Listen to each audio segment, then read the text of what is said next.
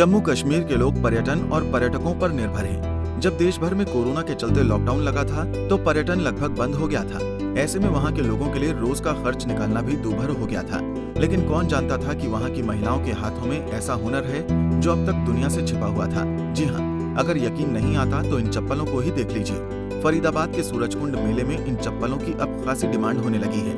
इस एक जोड़ी चप्पल को बनाने में जम्मू कश्मीर जिले की महिलाओं को एक दिन लग जाता है। इसकी खासियत ये है कि घर में इन्हें पहनकर मंदिर में पूजा की जा सकती है और रसोई में पहनकर खाना भी बना सकते हैं। हाथों से बनी होने की वजह से ये दूसरी चप्पलों से बिल्कुल अलग है। इस कला को किश्तवाड़ के पहाड़ों से निकालकर लाने का श्रेय एक संस्था और गाँव के सरपंच को जाता है। हमने काफ़ी अपने इलाके में दौरा जब किया तो हमारी महिलाएं बड़े प्राचीन ज़माने से ये चीज़ें बनती आ रही थी, लेकिन अभी लुप्त हो रही थी। हमारे गांव में बिना गाड़ी के, बिना घोड़े के ही हमारे लोग पहले जूते चप्पल हमारे लिए ख्वाब होता था। हमारे लोग इसी में पहनकर गुजारा करते थे। बाद में हमने जब अब अपने वजूद में जब आए, हमने कुछ जहन में बातें ली कि बाहर निकले, तो हमारे जहन में आया कि हम ये क्यों नहीं बाहर निकालें और पूरे देश को हम इसकी जानकारी दें, इसका प्रचार प्रसार करें, ताकि हमारे घरों में हमारे इलाके जो गरीब महिलाएं हैं, हमारी बहनें हैं, हमारे भाई हैं, उनको इसका रोजगार घर में प्राप्त हो। सर्दी के मौसम में जब पहाड़ों पर बर्फ पड़ती है तो किश्तवाड़ के लोगों के पास कोई काम नहीं होता है। बेरोजगारी के अभाव में लोग घर पर ही रहते थे, मगर अब संस्था की मदद से लोगों में जागरूकता आ चुकी है।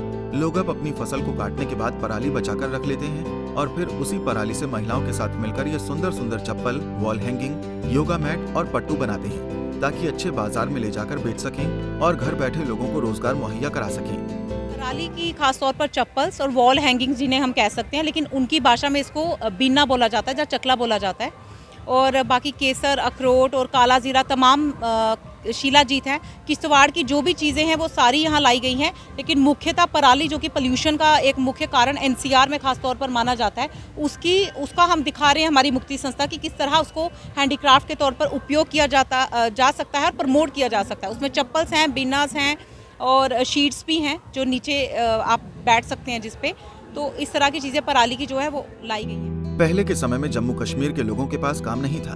गरीब लोग महंगे महंगे जूते या चप्पल नहीं खरीद पाते थे। ऐसे में महिलाएं इसी तरह से पराली की चप्पल बनाकर देती थीं, जिससे लोग दूर दराज तक पहाड़ों में बर्फ से अपने पैरों को बचाते थे। समय के साथ साथ ये कला लुप्त होती जा रही थी, मगर अब दोबारा से महिलाओं के साथ मिलकर इसे रोजगार का साधन बनाने की कोशिश की जा रही है।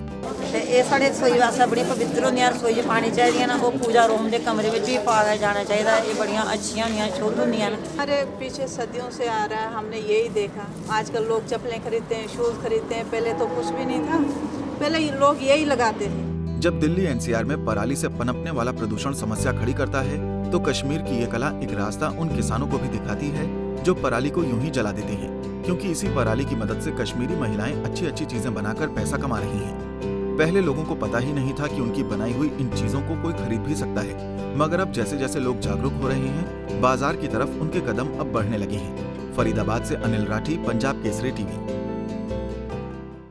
हमसे जुड़े रहने के लिए हमारे YouTube चैनल को सब्सक्राइब करें और नई वीडियो की नोटिफिकेशन के लिए बेल आइकॉन को दबाएं। अगर आप ये वीडियो Facebook पर देख रहे हैं तो लाइक जरूर करें और ज्यादा से ज्यादा शेयर करें। धन्यवाद।